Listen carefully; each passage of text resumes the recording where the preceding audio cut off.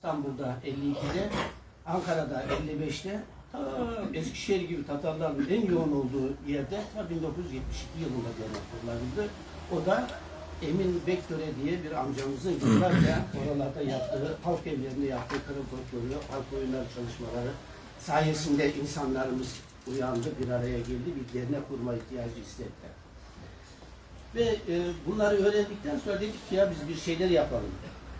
Bizlerin dedelerimiz Rus işgalinden, Rus sürgünden göç etmeseydi, oralarda kalanlardan olsaydık, şimdi bir sürgünde olacaktık. Bizim komşumuz olanlar belki onlar göç edecekti, orada sürgün olanlar. Şimdi buralarda onlar yaşayacaklar. Ya bizim 1500 seneden beri atalarımızın yurdu olan, ezanlar okunan bu toprakları niye Ruslara bırakalım? Ruslar gelmiş zamanda biz güçlüymüşüz, sonra bizi yermişler, onlar güçlü olmuşlar. Ama dünyanın sonu değil ki. Her gücü akıldan üstündür. Biz de akıllı insanlarız. Bizim de zekamız var, bizim de gücümüz var. O zaman biz bir araya gelelim, bir şeyler yapalım. Sonra araştırdık, baktık. Bütün dünyadaki milli hareketler, devlet kuranlar belli sayıdaki inançlı insanlar sayesinde olmuştur. Türkiye'de de öyle değil mi? En karanlık dönemde Mustafa Kemal Atatürk çıkmadı mı? Kaç kişi insanlar ona inanmıştı. Ama ona inananlar etrafında toplandılar. 7 düvele karşı hakikaten emperyalizme karşı savaştı. Bağımsızlığımızı kazandı. Allah'a şükürler, 1000 kere şükürler olsun onlara. O insanların sayesinde biz buralarda özgürce yaşıyoruz. Ve özgürce de Kırım için de mücadele edebiliyoruz.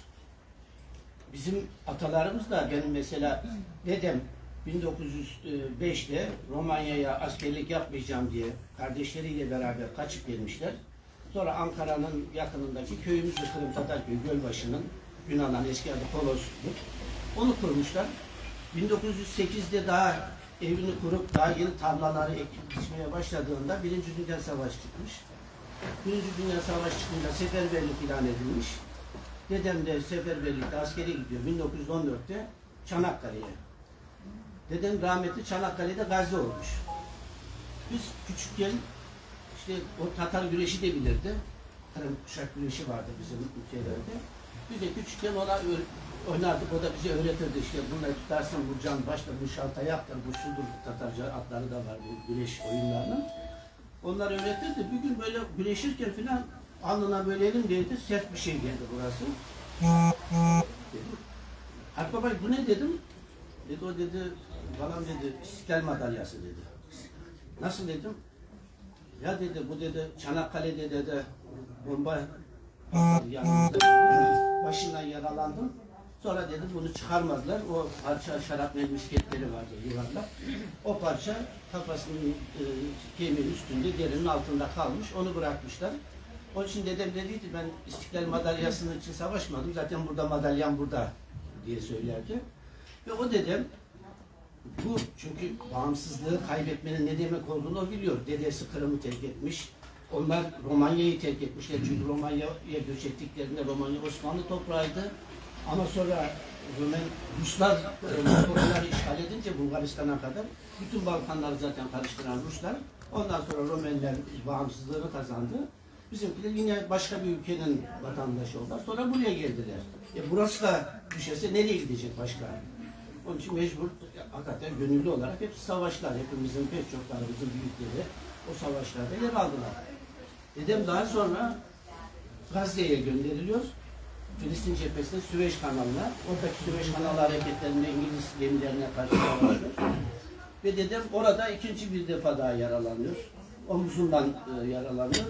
Sonra düşünüyor işte ona 3 ay iyileşme izni veriyorlar şeyden. Dedim diyor ki ta Filistin'den o yollardan Ankara'ya nasıl gideyim geleceğim? Komutanlar diyor ki ben bir izin ver. Ben Hicaz yakın buradan. Ben Hicaz'a gideyim. Ömrümü yapayım. Orada geçireyim. Komutan da onu biraz Romence, biraz okuma yazması da vardı. Onu haberci olarak da kullanıyormuş, tanıyormuş. Yazmış onu. Bu Medine Fatih'i Fahrettin Paşa vardı meşhur. Fahrettin Paşa'ya mektup yazıyor, bunu götür ona ver. Sonra dedem ona veriyor. Orayı 3 ay oraları geziyor. Oralarda hacca gidenler bilirler. Su yolu vardır. uzak bir yerden Arafat'a getirilmiştir. Arafat'tan da bu şeylere doğru uzanmış bir su yolu vardır. Dedem dedi ki demiş ki sağ olur da dönersem, evlenir de çocuğum olursa, kızım olursa adını Zübeyde koyacağım derdi. Biz de Zübeyde orada askerlere su veren bir kadının ismi zannediyorduk. Mersem Zübeyde su yolu Harun Reşit'in hanımının yaptırdığı, sonra Kanuni Sultan Süleyman'ın kızının tamir ettirdiği, işte hacca gidenlerin Arafat'a ve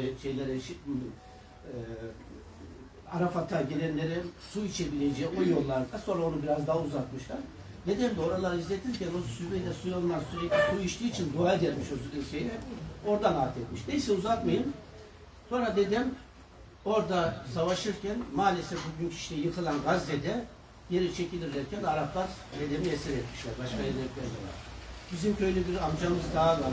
O da esir olmuş ama o Arapça bildiği için o Arapça okuyarak şey yaparak onu serbest bırakmışlar. Dedem Seydi Beşir Mısır'da esir kampında kaldı. İstiklal Savaşı bitene kadar esirdi orada.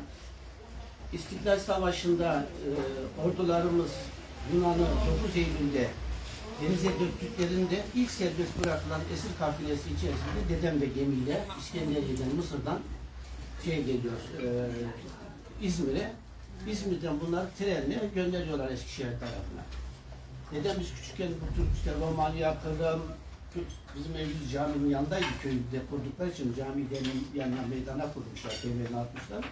Köyün bütün yaşlıları bizim evde toplanırlar, dedemin yanında sohbet ederlerdi. Dedeme de en büyükler olduğu için atababay derlerdi bizim büyüğümüz diye, saygı gösterirlerdi. Anlatırlardı. Ben de çok merakla bunların hatıralarını dinlerdim böyle küçüklüklerin bir şeylerle falan. Bugün diyor ki bu trenle bindik, Eskişehir'e doğru gidiyoruz. İzmir ve bütün Uşak, bütün o yollar yanıyordu diyor. Acayip bir yanık kokusu. Bütün trendeki askerler diyor ağlamaya başladı. Çünkü ne oldu bizim bıraktığımız köylerimiz? Bizim analarımız, bizim kadınlarımız, bizim çocuklarımız ne oldu? Çünkü her yer yanıyor. Bizim köyümüz kaldı mı? Ne bulacağımızı bilmiyoruz. Çünkü haberleşme yok, şey yok. Bütün trende diyor o koca vagonlar dolusu erkekler diyor ağladı diyor. Ben diyor hiç bu kadar erkeğin ağladığını görmemiştim. Ben de ağladım diyor. Tabii şimdi bütün bu hikayeleri, bunları dinleyip de vatansever olmamak mümkün değil. Bütün bunlara karşı geri çekilerek de yapılan haksızlıklara sırtımızı dönmek mümkün değil. Bizler de o yıllardan sonrasında dedik, oradaki insanlara bu vatanımızın tekrar yapılması için kim yardım etmeli? Önce onların kardeşleri, akrabalar olarak biz yardım etmeliyiz, biz destek çıkmalıyız.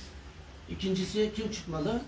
Bizim dindaş kardeşlerimiz, ırktaşlarımız olan Türk toplulukları bize sahip çıkmalı. 3. Dindaşlarımız olan Müslümanlar sahip çıkmalı.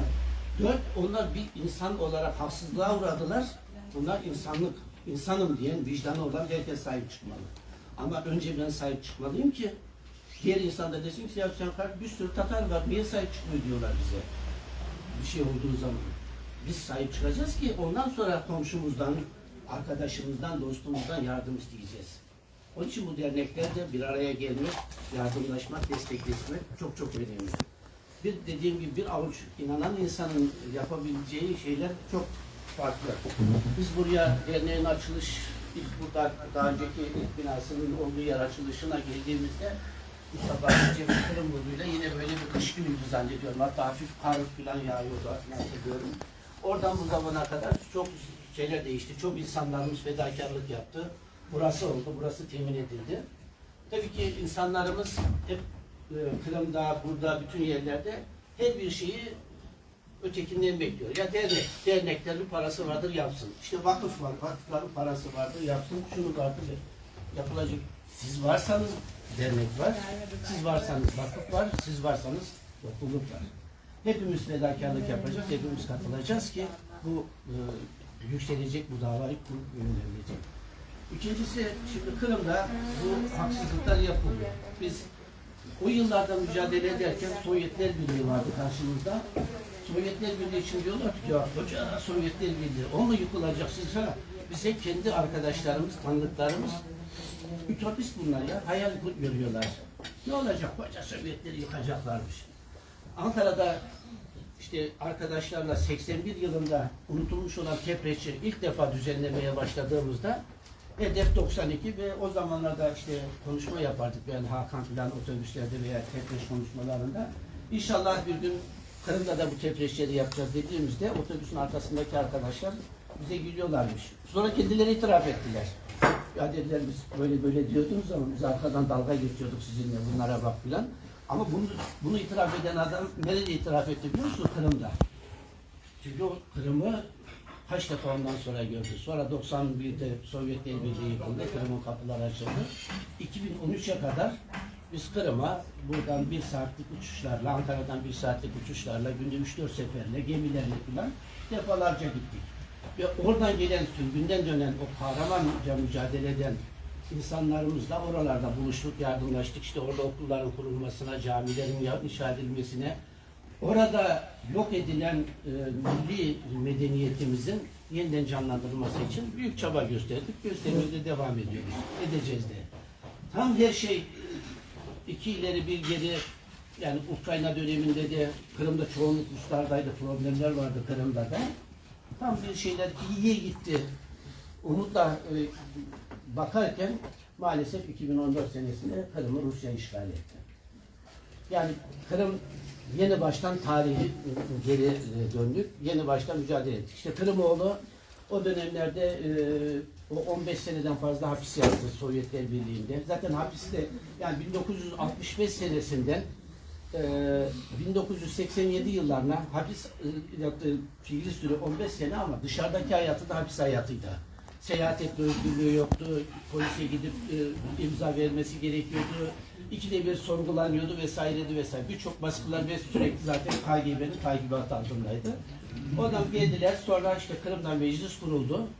Meclisi çok az imkanlarla halka önderlik edip yaptı. İşte biz onu 92 yılı Şubat'ında buraya geldiğinde de işte organize ettim ben. Türkiye'ye ilk gezisini yaptım meclise Yetisafinar Yenge ve yanında sonra Rusların katlettiği bir Özbekistan'da bakanlık yapmış Sever Ömer diye bir büyüğümüz vardı. Onunla beraber gelmişlerdi. O zaman Cumhurbaşkanı Özal, Demirel Başbakan Yardımcısı Siyasi Parti şehirleri dolaştırdık ve ondan sonra meclisimiz Türkiye'de Kırım Tatarları temsil eden en yüksek organ olarak hep kabul gördü, destek gördü. Ve bunlar sonrasında iyi şeyler oldu. Ancak Mustafa Aga 22 yılda meclis başkanlığı yaptıktan sonra dedi ki ya artık yeni gençler yetişti. Ben başkanlığı bırakmıyorum. Sonra seçim oldu kurultayda. Biz de gittik 2013 yılı Ekim ayında. Kurultayda 2 tane aday yarıştı. 2 yardımcısı yarıştı. Hakikaten çok böyle demokratik bir yarış oldu. Şimdiki başkan Refat Çubar 12 oyla mı çok az bir farkla başkanlığı kazandı. Mustafa Aga'da artık yazacağım hatıralar var, kitaplar var. İşte artar, bakarım, göz kulak olurum. Giderim çeşitli yerlerde konuşmalar yaparım. Hani destek alırız Kırım'ın kalkınması için diye. Öyle niyetler yapılırken Şubat ayında Rusya işgal etti. İlk iş olarak zaten Mustafa Aga'mızın Kırım'a girişini yasakladı.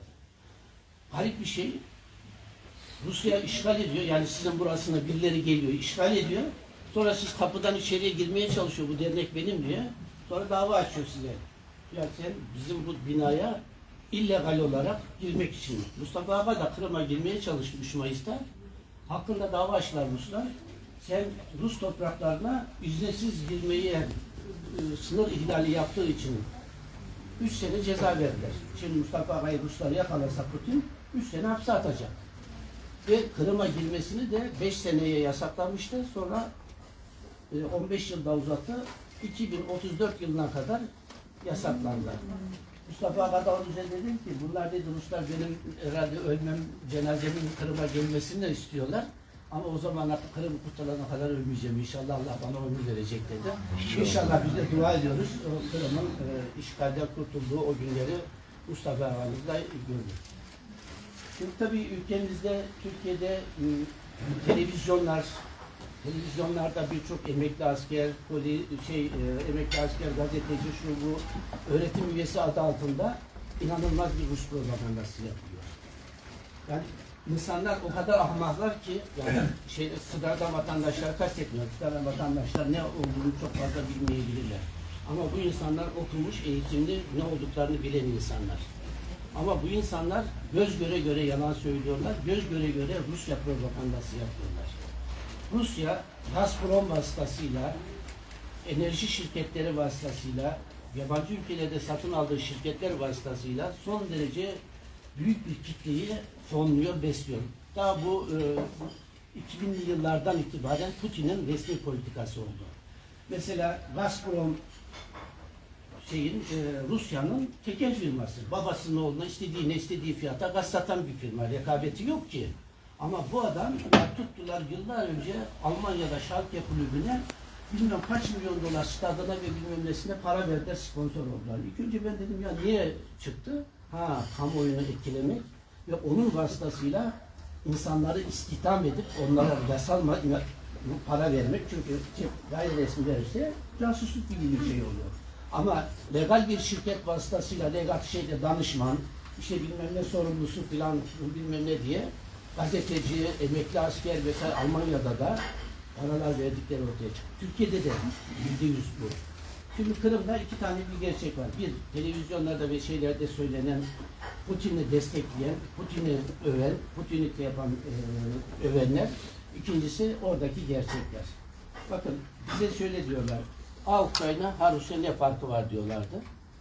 Bakın Ukrayna döneminde Kırım'daki özel bir cumhuriyet vardı, yönetim vardı. Özel cumhuriyetin %99 Rusların kontrolündeydi. 2014 yılında Rus askerleri Kırım'a girdiğinde Kırım'daki yönetimin tamamı milletvekilleri, savcılar, polisler, Ukrayna gizli servisinin elemanlar vesaire tamamı Rusya tarafına geçtiler ve Rus işgalini desteklediler. Yani biz böyle bir ortamda Kırım'daydık, mücadele ediyorduk. Ama şunu da unutmayın, 2091 yılından 2014'e kadar Kırım'da tek bir Kırım Tatarı siyasi sebeplerle tutuklanmadı. Tek bir Kırım Tatarı, Kırım Tatar Milli Meclisi'ni Ukrayna resmi olarak önce yıllarca tanımadı. İllegal bir kuruluş gibi muamele gösterdi. Ama Kırım Tatar Milli Meclisi'ne biz bina aldık, binalar kurduk, bayraklarımızı astık. 18 Mayıs 1944 sürgün kurbanlarında 30 bin kişi, 40 bin kişi Mescit meydanlarında toplantı miting yaptık. Hiçbir engelleme olmadı. Ama Rusya işgal etti, meclisimizi kapattı, terörist örgüt diye. Hayatında hiç terör yapmamış Kırım Tatarlarına. Mustafa Aga'ya, meclis başkanına, birçoklarına dava açtı, yasaklar yaptı. Bırakın onu 18 Mayıs sürgün kurbanlarını anmayı bile yasakladı. Ruslar meydanlara toplandı, zaferlerini, Kırım'ın işte Türkleri yendiklerinin zaferlerini, şunları bunlar filan hepsini kutluyorlar. Ama Kırım Tatarları Kırım'da sürgün kurbanlarını dahi anamıyorlar. Böyle bir durumda, böyle bir şeyler yaşanıyor. Tabii ki işte Kırım Haber Ajansı var, sosyal medyada şeyler var, haberler var. Bunları takip edip, bunları desteklemek lazım. Bütün bunlarda doğru olan insanların yanında olup bunların en azından sosyal medyada yorumlarla ve şeyleri desteklemek, kendi gücümüzü, kendi varlığımızı göstermek lazım. Bir de şunu da unutmadan söyleyeyim, bu sosyal medya tabii ki şu anda çok etkili. Twitter, Facebook diye hesaplar. Ama Rusların son derece fazla sahte hesapları var arkadaşlar. Facebook'ta mesela Tatar grubu diye bir grup kuruyor. Çok güzel Türkçe biliyorlar bunlar. Şeyler var. Ya da Türkiye'de kendilerine kullanışlı aptal, para zaafı olan aptallar ve şeyleri de buluyorlar. Bunlar da kullanıyorlar. Mesela Tatar grup belki görmüşsünüz. Geçen 5-10 tane 20 tane belki mesajlar. Türk arkadaşım ya dedi siz bu grubu biliyor musunuz? Baktım ne yazmış? Diyor ki bu grup Tatardır diyor. Kendini Tatarım diyen gelsin. Türkiye'nin buradan uzak dursun. Şimdi bu kadar bölücü, bu kadar adice yalan bir şey yapmaz. Tatar dediğimiz şey Türk dünyasının bir parçası. İsmail Gaspıralı Türk dünyasında dilde fikirde işte birlik diyerek Türk dünyasında uyanışmanın öncüsünü açmış, bizim gurur duyduğumuz bir insan. Roman Çelebi, Cihan Cafer, Seydi Ahmetler, Müstecip Ülküsallar. Zaten tarihen ve şey olarak, bilimsel olarak bizler hakikaten bambaşka bir millet, Rus gibi, şey gibi başka bir millet olsak niye soyumuzu inkar edelim? Ama tarihi bir gerçeği var. Halil Nacip Hoca, yaşayan en büyük Osmanlı tarihçisi, kendisi de Kırım Tatarıydı. O da söylüyor. Bütün bu şeyler dil olarak her türlü şeyde biz Türk dünyasının parçasıyız. Ama işte Türk dünyasının şeyleri var, Yörükler var, Avşarlar var, Özbek, birçok şeylerimiz var. Onlardan birisi de Kırım aslında Kıpçak ağırlıklı olan, Kıpçak Türkleri ağırlıklı olan şeylere doğudan gelen herkese Tatar adı verildiği için bize de Tatar denmiş, lakap olarak Tatar denmiş ve bu ad günümüzde Kırım Tatarları, Kazan Tatarları ve Sibirya Tatarlarına kalmış. Ama unutmayın 1900'lü yılların başlarına kadar Azerbaycanlılara da Transkafkas ötesi Tatarları deniyordu lakap olarak. Yani onlara da Tatar deniyordu. Araplar, Bizanslar ve Avrupalılar doğudan atla gelen kimsenin hepsine Tatar demişler. Lakap olarak. Hiçbirisine ait. İster Arap gelsin, ister Çinli gelsin, ister Koreli gelsin, ister ne gelirse gelsin hepsinin Tatar adını vermişler. Ve bu ad bugün günümüzde bize kalmış. Bu saatten sonra tarihte bize Tatar denmiş, Kırım Tatarı denmiş, birçok şeyler de gelmiş. Şimdi biz adımızı değiştirmenin bir manası yok. Bu lakap olarak kalmış. Köylerde de vardır mesela biz DGS çekimine giderdik. Adamlar kör Ahmet'ti. Köyde 10 tane Ahmet var. Hani ayıp olur diye söylemiyordu kör Ahmet diye. Ha kör Ahmet mi? Ha kör Ahmet ama. Adamlar biliyoruz ama bu bizim Türk olduğumuz gerçeğini değiştirmez. Onun için sosyal medyada ve şeylerde de yani Ruslar bunu sadece Kırım Tatarlar için yapmıyor. İşte Nogay adı altında kuruyorlar. İşte Nogaylar sanki bir başka bir millet. İşte şu Özbekler bugün çok sosyal medyada kullananları görüyorsunuz. Çok tartışmalar var. İşte biz Türk değiliz, Özbekiz, yok bilmem neyiz falan. Bu hesapların arkasında %99 Ruslar var arkadaşlar. Ya da başka Türkiye'nin bölünmesine, Türkiye'nin bu coğrafyadan uzaklaşmasını, desteğinin ve bağlarının toplanmasını isteyen, örneğin İsrail'in hesapları da bunu destekliyordur. Çünkü bunu ne kadar görürsek Türkiye'de, birbirine ne kadar düşürürsek, Türkiye'de ne kadar uğraşırlarsa onları yönetmek o kadar kolay olur. Onun için biz birinci şeyimiz bu Türkiye'nin varlığı, bekası. Biz Türkleri, Kırım Türkleri için, Kırım Tatarlar için çok çok önemli. Buna elbette sahip çıkacağız. Buna zarar getirecek en ufak bir şeyi tarih boyunca yapmadık. Bundan sonra da yapmayacağız inşallah. İkincisi, Rus propagandasına karşı hep birlikte uyanık olalım, gerçekleri anlatalım. Şimdi müsaade edersen sonra Nurten Hanım'a da söz vereceğim. Orada bizim Kırım'da bugün Rusya işgali altında haksız yere tutuklanmış yüzlerce insanımız var. Bunlar tutuklanmakla kalmıyorlar. Kırım'dan 10.000 kilometre, 8.000 kilometre, 5.000 kilometre öteye gönderiyorlar. Bir annesi, bir hanımı bu mahkumu ziyaret etmek için binlerce dolar para harcamak, binlerce trenlerde seyahat etmek zorunda. Yani işkence, hapse atmak değil, hapse attıktan sonra da bile zulümlerini ve işkencelerine devam ediyorlar. En güzel gerçek Rus propagandasına karşı gerçekleri, oradaki yaşananları aktarmaktır. Onun için bizim dernekleri, paylaşımları, destekleri, bunları çevremize duyurursak bizce bir sonuca elde edebiliriz. İnşallah, yani Kırım'daki, şunu da söyleyeyim, Kırım'daki insanlarımız inanılmaz direniyorlar. Bakın 2014'ten beri bir sürü baskı var. Rus işgalini kabul etmeyin diyen sadece 5-10 tane bir avuç işbirlikçi var. Onlar da çeşitli korkularla, el insan bir değil. Ama halkımızın büyük bir çoğunluğu Rus işgaline hala karşılar. Savaşa rağmen, hapse atılmalara rağmen onlara direniyorlar. İşte Ukrayna, yani Ukrayna bizim kıymetimizi Ukrayna devleti Kırım işgal edildikten sonra daha çok da 2022'de Rusya Ukrayna'ya saldırdıktan sonra anladılar. Şimdi bizi Kırım sürgününü soykırım olarak ilk onlar kanunen kabul ettiler. Bakın 18 Mayıs'ta, dünyada bunun pek örneği yoktur. 18 Mayıs'ta Ukrayna Cumhurbaşkanlığı sarayında, parlamentosu, başbakanlık binası dahil Ukrayna'nın bütün büyükelçiliklerinde Ukrayna bayrağı yanında bizim bayrağımız dalgalanıyor ve onu yarıya dönüyor. Bütün temsilciliklerinde 18 Mayıs'ta resmen sürgün kurbanları alınıyor. Ve Kırım'da ve toplantılarda Ukrayna Milli Marşı yanında bizim Kırım Milli Marşımız çalıyor. Ukraynalılar bizimle beraber saygı duruşunda bulunuyorlar. Ukrayna, bunlar söz verdiler, Kırım işgalden kurtulduktan sonra eskisi gibi Rusların yönetiminde bir yönetim olmayacak. Elbette bu sözlerinden siyaset mi belli olmaz ama biz birlik olursak, güçlü olursak her türlü şeyi başarabiliriz. Ondan dolayı bu çalışmalara, bu cemiyet çalışmalarını, bu tür çalışmalara sahip çıkalım, destekleyelim.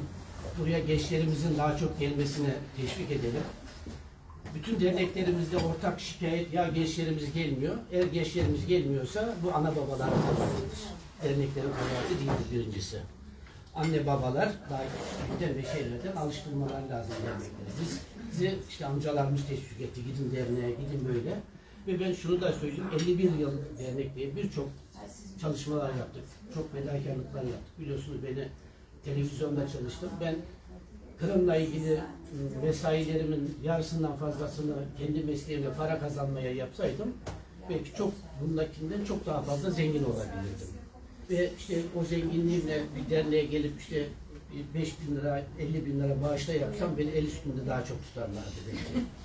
Tamam. Ama yok. Sağ olsun derneklerimiz gerçekten kıymet bilen, gerçeği takdir eden derneklerimiz var. Ama genel olarak insan psikolojisi böyle. Ama bütün bunlara baktığınızda ben kişisel olarak da bu derneklerden çok şey kazandım. Her şeyden önce çok kıymetli dostlar kazandık. İkincisi, biz dünyanın birçok yerlerine seyahat ediyoruz. Kırım'dan ve bu şeylerden dolayı yaptığımız şeylere inanan, bizleri seven insanların hayır dualarını aldık. Benim için milyonlardan ziyade bu insanların, bu samimi, bu insanların bizlere yaptığı hayır duaları çok önemli. Bugün Kırım'da, bakın bu tutuklu kardeşlerimizle ilgili 2 seneden beri kampanya yürütüyoruz. Her gün 5-10 tane mesaj geliyor, bize dua eden, şey yapan. Yani bu hayır dualarını, bunlar samimi yürekten, hani bazı dualar vardır, ya Allah razı olsun falan der de dilin ucuyla söyler. Ama bunlar yürekten söylenen şeylerdir. Onun için biz de bir kere daha bu derneklere katılan, derneklerde hakikaten samimiyetle hizmet edenlerden Allah razı olsun, sağ olsunlar, var olsunlar. İnşallah biz birliğimizi muhafaza edip mesela dün dernek bizim yönetim kurulu toplantısında mahkumlarla ilgili fotoğraf çektirdik. Hemen onlardan birisinin annesi Nurten Hanım'a mesaj atmış. İşte Allah razı olsun diye söylüyor. Ondan dolayı birliğimizi, beraberliğimizi arttıralım, daha güçlü olalım, dernek çalışmalarına daha fazla yapalım. Bakın ben o paradan da söz ettiğimizde bizim zenginlerimiz genellikle kabul edelim bir cimridir. Ben tanıdığım zenginlerin, yani bizi bu binayı 5 defa satın alacak zengin Tatarlarımız da var, cimriler. Gider Fenerbahçe kulübüne, bilmem ne kulübüne, bilmem nesine 100 milyonlarca lira para verirler. Dernek gelince yapmazlar. Biz derneklerimizi, bizim şeylerimizi ayakta tutan sizler gibi hakikaten gönülleri zengin olan insanlardır.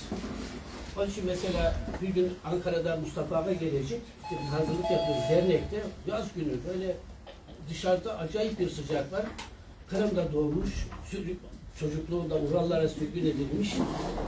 Sonra 2. Dünya Savaşı'nda kamplarda kalmış bir teyzemiz vardı. Eczacıydı kendisi. O sıcakta derneğin kapısı açıldı, o girdi içeriye. Böyle zorla yürüyerek filan. Aa dedim, hoş geldin, elini öptüm filan. Yok dedi, niye dedim, hayırdır dedim.